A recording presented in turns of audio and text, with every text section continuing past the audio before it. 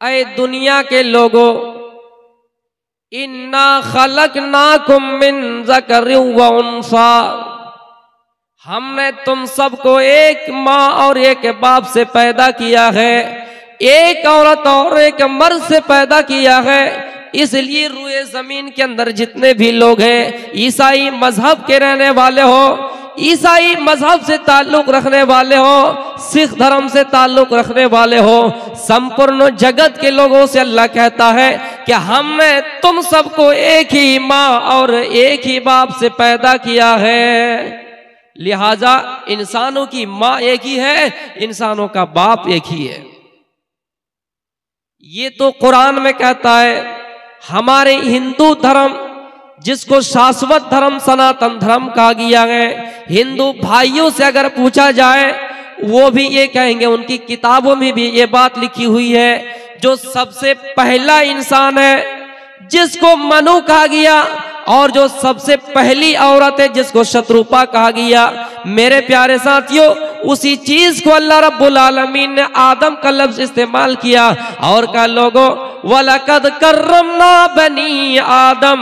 अल्लाह संपूर्ण जगत के लोगों को इज्जत बख्श रहा है और कह रहा है, लोगों ऐ आदम की औलाद, हमने तुमको इज्जत दी, हमने तुम्हारा मकाम दिया, हमने तुम्हारा रुतबा बुलंद किया, हमने तुम्हें हैसियत दी। दुनिया के बहुत सारी मखलूकात पर हमें तुम्हें फजीलत दी। व फज़्ज़लनाहुम अला कसीरिम मिम्मन खलकना तफजीला। ऐ लोगों, ऐ औलादे आदम, हमने तुमको बहुत सारी मखलूकात पर फजीलत दी। मेरे प्यारे साथियों, इस्लाम में उस इंसान का नाम आदम कहा गया है, इस्लाम में उस औरत का नाम हव्वा कहा गया है। हिंदू मजहबी किताबों में जिसको मनु और शत्रुपा कहा गया है। ईसाइयों का जब हमने मुताला किया, उनके मजहबों को पढ़ा, उनके पाठ को कुछ पढ़ा, उनकी किताबों में पूरी कहानी, पूरा वाकया लिखा हुआ है। कुछ रद्दो बदल है, मैं मानता हूं, लेकिन हमारे यहाँ आदम अलैहिस्सलाम को जिस तरह जन्नत में रखा गया, निकाला गया, कैसे निकले, उनकी किताबों में भी वाकया लिखा हुआ है, जिनकी किताबों में आदम और हव्वा को मानव जोड़ी कहा गया है।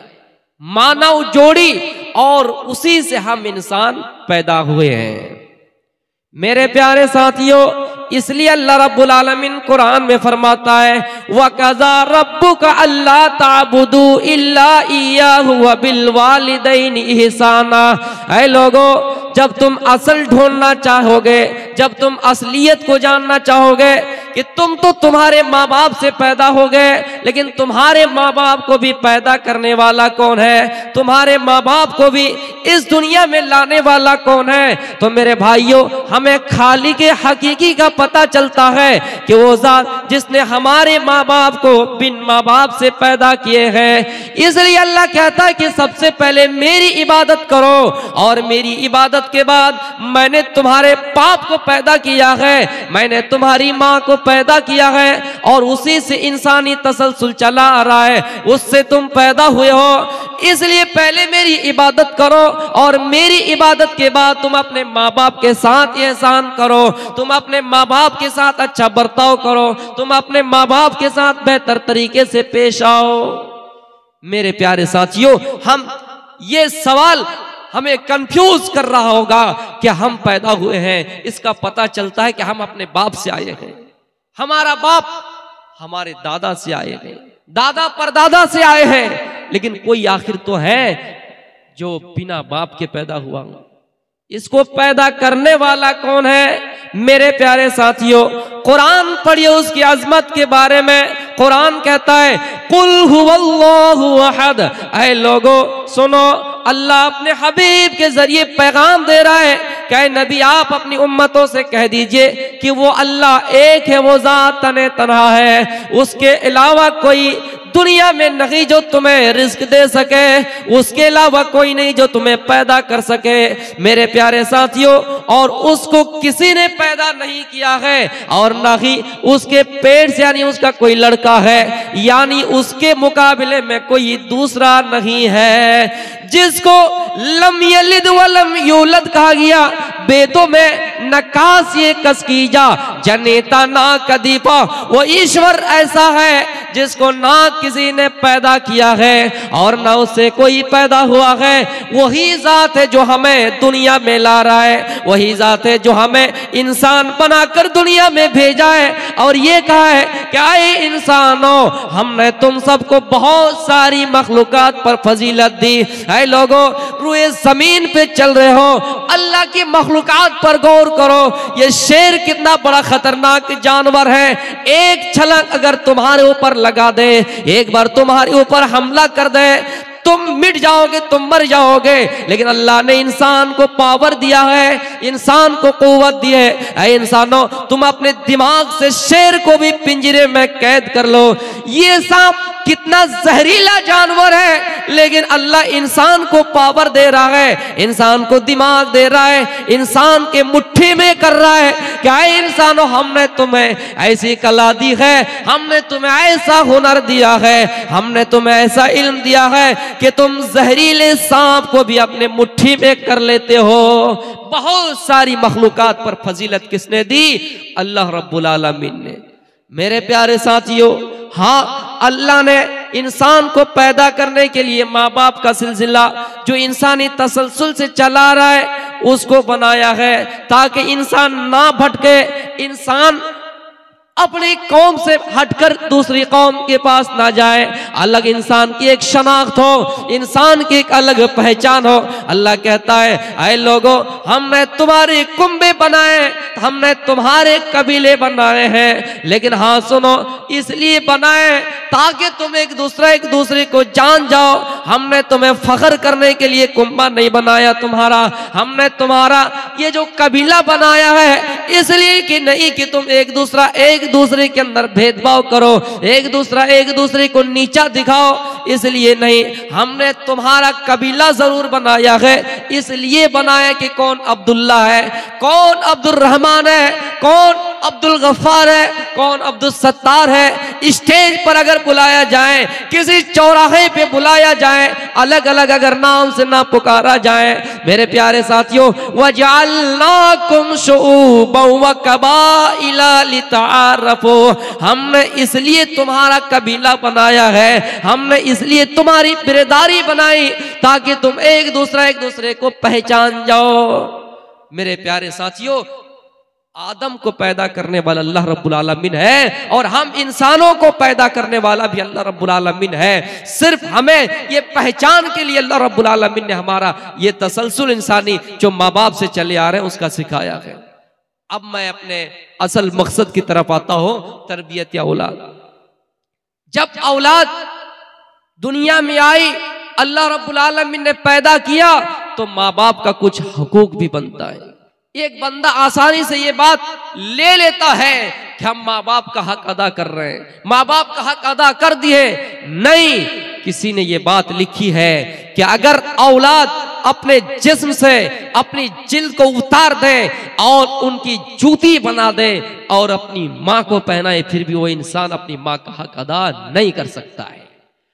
हजरत अब्दुल्लाह बिन उमर रज़ियल्लाहु ताला अन्हु बयान करते हैं कि एक शख्स अपनी पीठ पर बूढ़ी माँ को सवार किया है, पीठ पर बूढ़ी माँ को लाता है और खाने काबा का तवाफ कर रहा है, सफा और मरवा की सई कर रहा है, सफा और मरवा की सई कर रहा है और उसी जगह पे फतवा पूछता है कि मैंने अपनी बूढ़ी माँ को खुरासान से लेकर आया है, जो माँ चलने से कासिर है, मैंने अपनी बूढ़ी माँ को पीठ पर सवार किया है और खाने काबा का तवाफ किया है, मैंने अल्लाह के घर की जियारत की है, बताओ मैंने अपनी माँ का हक अदा किया है या नहीं?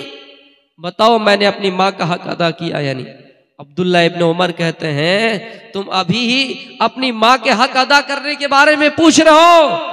जब तुम्हारी माँ तुझे पैदा कर रही थी, तुझे जन रही थी, जब तू इस दुनिया में आ रहा था, तेरी माँ जब तुझे पैदा कर रही थी, पहली चीख निकली आह करके, पहली आवाज निकली, अभी तक तुमने उस आह का हक अदा नहीं किया है, तो फिर कैसे ये हक अदा कर सकते हो? जब तुम छोटे थे, तुम्हारे बाप ने तुम्हें उंगली पकड़कर चलना सिखाया। जब तुम बिस्तरों पर पेशाब कर देते थे, तुम्हारी माँ दाएं से बाएं करती थी, बाएं से दाएं करती थी। जब दोनों तरफ गीला, जब दोनों तरफ तर हो जाया करते थे बिस्तर, तो तुम्हारी माँ तुझे अपने सीने पर रखती थी। तुम कैसे अपनी माँ का हक अदा कर सकते हो? मेरे प्यारे साथियों, माँ का हक हम और आप अदा नहीं कर सकते हैं। हदीस में यूं कहा गया, अल जन्नत तहता अक़दामिल उम्महात। आए लोगों, जन्नत तलाश करने के लिए कहाँ जाते हो? जन्नत ढूंढने के लिए कहाँ जाते हो? जन्नत तो तुम्हारी माओ के कदमों के नीचे है। और बाप का दर्जा इस्लाम ने ये बताया कि रिज़ल रब्बी फी रिज़ल वालिद व सख़तुर रब्बी फी सख़तिल वालिद। है लोगों, अगर बाप आपसे राजी है तो अल्लाह भी आपसे राजी है। अगर बाप आपसे राजी नहीं है तो अल्लाह भी आपसे राजी नहीं है। दुनिया के अंदर बड़े से बड़े हम और आप अमल कर ले, बड़ी सी बड़ी इबादत कर ले, हमारी तहज्जुद, हमारी नमाजें, हमारे रोजे, हज, ज़कात, इन तमाम चीजों को करने से पहले इंसान अपने गरीबानों में झांक कर देखे, अपने जायजा ले कि हमसे हमारा बाप राजी है या नहीं, हमसे हमारे वालिदैन राजी है या नहीं। मेरे प्यारे साथियों, बाप की रजामंदी में अल्लाह की रजा है और बाप की नाराजगी में अल्लाह की नाराजगी है। माँ का दर्जा यह है कि उनके कदमों के नीचे जन्नत है, और बाप का दर्जा इतना बुलंद है कि बाप राजी है तो अल्लाह भी आपसे राजी है, बाप राजी नहीं है तो अल्लाह भी आपसे राजी नहीं है। मैंने कहा तरबियत औलाद, इसलिए बाप की भी जिम्मेदारी है, माँ की भी जिम्मेदारी है कि अपनी औलाद को सही तरबियत दे, अपनी औलाद को पढ़ाए, अपनी औलाद को दीनी तालीम दे। अगर यही औलाद जिसको आप दीनी तालीम नहीं दे रहे, यही औलाद जिसको आप पढ़ा नहीं रहे, यही औलाद जिसको आप चोरी करने में लगा देते हैं, यही औलाद जिसको आप डांटते नहीं, रात के 12 बजे कहाँ से आता है, कोई काम नहीं, कोई ड्यूटी नहीं, फिर भी रात के 12 बजे आते हैं, वो चोरी करता है तो माँ बाप कुछ नहीं कहते हैं। यही औलाद आगे चल के बिगाड़ जाती है, यही औलाद फसाद मचाती है, यही औलाद हो सकता है कि आपके ऊपर अत्याचार कर सकती है। इसलिए वालिदैन से गुजारिश है, माँ बाप से गुजारिश है कि वो अपने बच्चों को सही तरबियत दे, अपने बच्चों को सही तरबियत दे। और तरबियत का मतलब यह है कि वो अपने बच्चों को पढ़ाए भी, बुरे रास्तों से रोके। अल्लाह के नबी सल्लल्लाहु अलैहि वसल्लम ने फरमाया, कुल्लु मौलूदिन यूलदु अलल फित्रा।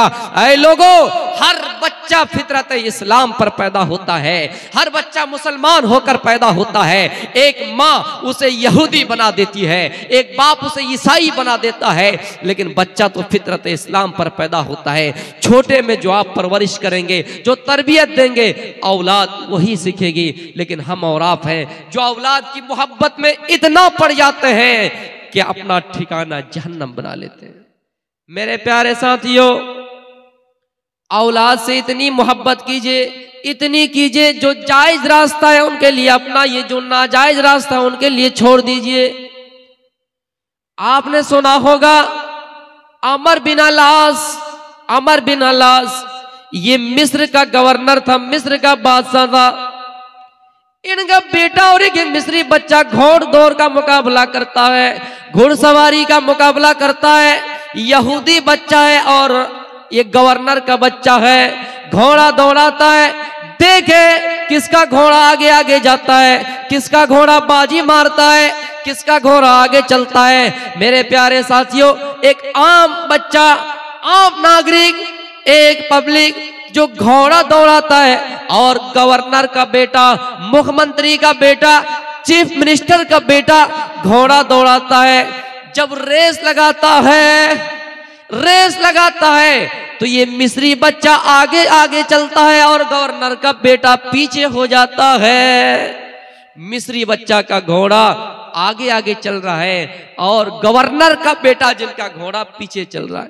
गवर्नर का बेटा है, उस मिस्री बच्चा को थप्पड़ मार देता है, उस मिस्री बच्चा को, आम पब्लिक को थप्पड़ मार देता है, जनता को थप्पड़ मार देता है, और ये कहता है यहाँ हमारे बाप की हुकूमत चलती है, यहाँ हमारे बाप की सल्तनत है, यहाँ का बादशाह हमारा बाप है, इसलिए तुम आगे नहीं बढ़ सकते हो। इसलिए मैं तुम्हें थप्पड़ मार दिया।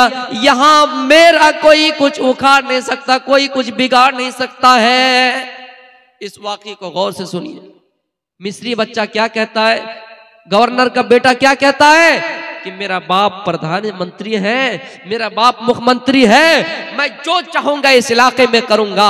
यहां पावर सिर्फ और सिर्फ मेरे बाप का चलता है। यहां अगर किसी की चलती है तो मेरे बाप की चलती है। इसलिए उन्होंने उसको नाजायज थप्पड़ मार दिया। उसने शिकायत की अमीरुल मोमिनीन हजरत उमर फारूक से शिकायत की कि गवर्नर का बेटा मुझे नाजायज थप्पड़ मार दिया है, गवर्नर का बेटा मुझे नाजायज थप्पड़ मार दिया है।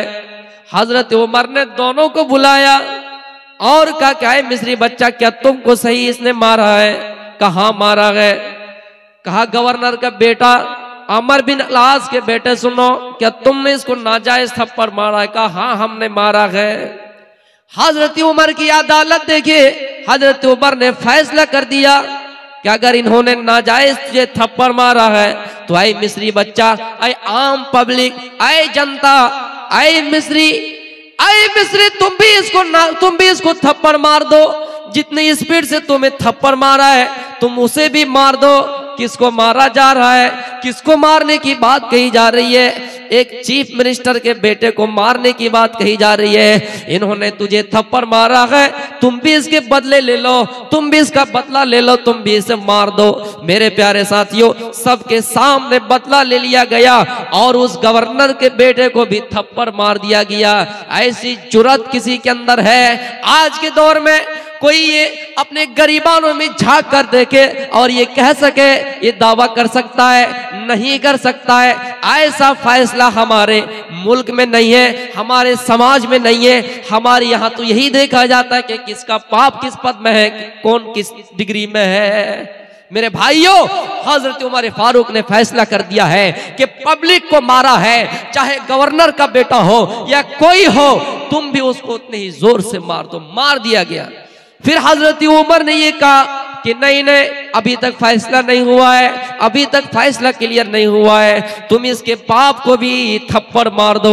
लोगों ने कहा इनके बेटे ने थप्पड़ मारा है और इनके बदले इनको मार दिया गया, इनके बाप का क्या कसूर है? हजरत उमर ने कहा इनके बाप की ताकत की वजह से इनका बेटा उछल रहा है, इनके बाप की ताकत से इनका बेटा घमंड दिखा रहा है और तकब्बुर दिखा रहा है। अगर इनका बाप इन्हें सही तरबियत दी होती, सही तालीम दी होती और इन्हें समझाया होता, देखो बेटा मैं मुल्क का अमीर हूँ, बादशाह हूँ, प्रधानमंत्री हूँ, वजीर आला, वजीर आजम हूँ, लेकिन हाँ यहाँ कानून से देश चलता है, कानून से मुल्क चलता है। अगर गलती तुम भी करोगे तो तुम्हें भी सजा मिलेगी, अगर गलती तुम भी करोगे तो तुम्हें सजा मिलेगी। इसलिए इनकी गलती है, इन्होंने अपने बेटे को सही तरबियत नहीं दी, इसलिए लिहाजा इसको भी मारा जाए, इसको भी थप्पड़ मारा जाए। लेकिन उसको छोड़ दिया गया था। मेरे भाइयों, आज देख लीजिए हमसे जो हमारी मस्जिद छीनने की बात हो रही है, उत्तर प्रदेश के संभल जिला में, उत्तर प्रदेश के संभल जिला में 19 नवंबर 2024 को याचिका दायर होता है। याचिका दायर होता है कि यहाँ मंदिर तोड़कर मस्जिद बनाई गई है, लिहाजा इसकी सर्वे होनी चाहिए, जरूर की जानी चाहिए, सहमत हूं। लेकिन उसी दिन ये याचिका दायर हुआ 19 नवंबर 2024 को और निचली अदालत से उसी दिन फैसला आता है। निचली अदालत से उसी दिन खबर आती है कि शाम तक उस मस्जिद की सर्वे हो जानी चाहिए, जबकि कानून ये कहता है, जबकि ये हमारा संविधान हमें ये बतला रहा है कि अगर कोई एक पक्ष अगर याचिका दायर करता है तो आप दूसरे पक्ष की भी सुनिए, दूसरे पक्ष की सुने बगैर आप सर्वे नहीं कर सकते हैं, कोई जजमेंट नहीं कर सकते हैं, कोई फैसला नहीं दे सकते हैं। 19 नवंबर को याचिका दायर होता है और फिर 19 नवंबर की शाम तक वो लोग सर्वे करने के लिए आ भी जाते हैं। ये निचली अदालतों से है। फिर मेरे भाइयों, दूसरे दिन बगैर दूसरे पक्ष को सुने 24 तारीख को 2024 को फिर सर्वे होता है। वहां की कमेटी, मस्जिद कमेटी, पूरे बस्ती के लोग जाकर संविधान के अनुसार, संविधान के तहत जाकर एहतिजाज करते हैं, विरोध करते हैं। फिर उस मौके पे पुलिस की गोली चलती है और हमारे 5 जवान, 5 लोग शहीद हो जाते हैं, हमारे 5 लोग शहीद हो जाते हैं, मारे जाते हैं, वो खत्म हो जाते हैं, शहीद हो जाते हैं। और ये गोली अगर चली भी है तो पब्लिक की नहीं, पुलिस की चली है मेरे प्यारे साथियों। इसलिए हम कहते हैं कि अपने बच्चों को इंजीनियर बनाइए, हम कहते हैं अपने बच्चों को डॉक्टर के साथ साथ, आलिम के साथ साथ, मौलवी के साथ साथ वकील बनाइए। ये हमारी आवाज गूंज सके पार्लियामेंटों में, हमारी आवाज, हमारी सदाएं लग सके कि इन्होंने गैर कानूनी के तहत ये फैसला किया है, गैर कानूनी के तहत इन्होंने सर्वे की है। जब एक पक्ष आपको ये कहता है, एक पक्ष आपको ये याचिका दायर करता है कि यहाँ मस्जिद मंदिर तोड़कर बनाए गए हैं, आप दूसरे पक्ष का सुनिए, उसके बाद कुछ फैसला कीजिए। दूसरे पक्ष का सुने बगैर कैसे आप जाके सर्वे कर लिए? मेरे भाइयों, ये हम नहीं कह रहे हैं, ये पूछता है भारत, ये किसी भी कानून में नहीं है। गैर कानूनी से वहां सर्वे की गई और वहां के 5 लोग मारे गए। मेरे भाइयों, हम अल्लाह से प्रार्थना कर रहे हैं, हम अल्लाह से दुआ कर रहे हैं, आय अल्लाह, जब जब फिरौन आया है, जब जब नमरूद आया है, तू उस वक्त मूसा को भेजा है।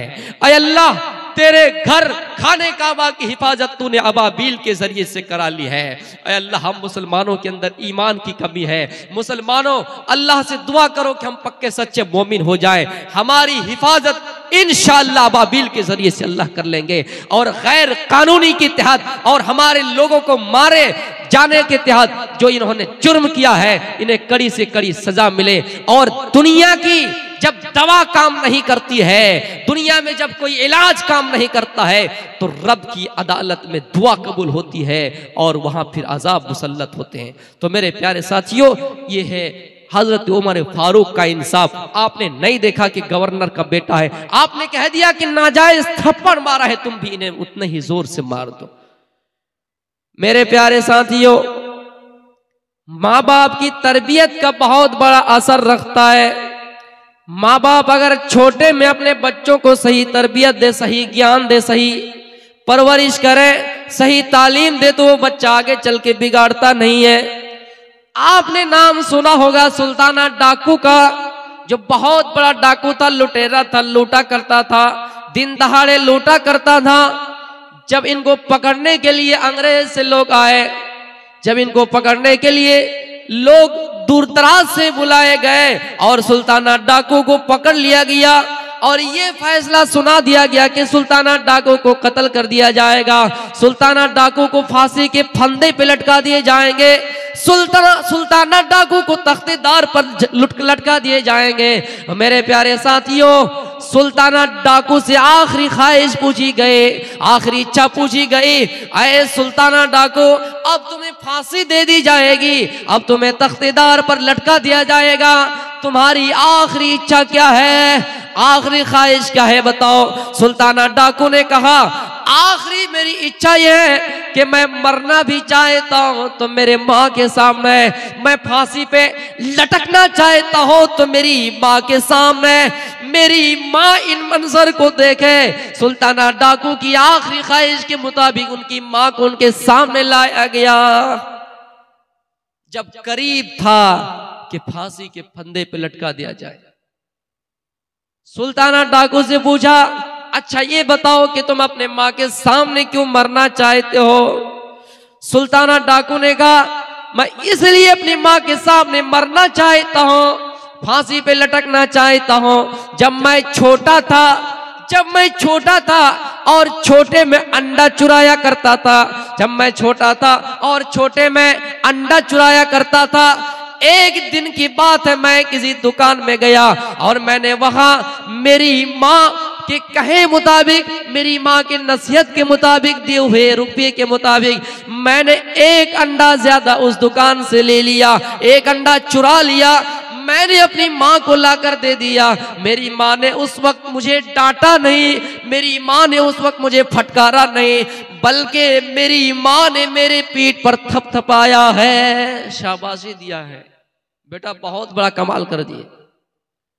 और धीरे धीरे जब मेरी माँ ने मुझे डांटा नहीं तो मैंने धीरे धीरे इतना चोरी की, इतनी चोरी की, इतना बड़ा डाकू बन गया कि आज मुझे गिरफ्तार कर लिया गया। आज मेरी गिरफ्तारी हो गई, मैं पकड़ा भी गया और आज फांसी के फंदे पे लटकने वाला हूं। ऐ लोगों, मैंने इसलिए अपनी माँ को अपने सामने रखा। मेरी माँ अगर उसी वक्त मुझे डांटा होता, उसी वक्त फटकारा होता, तो मैं चोर ना बनता, मैं लुटेरा ना बनता, मैं डाकू ना बनता और आज मुझे फांसी पे चढ़ने की नौबत ना आती। इसलिए मैं अपनी माँ के सामने मरना चाहता हूँ, ताकि मेरी माँ देखे कि मौत का मंजर, फांसी पे लटकने का मंजर कैसा होता है।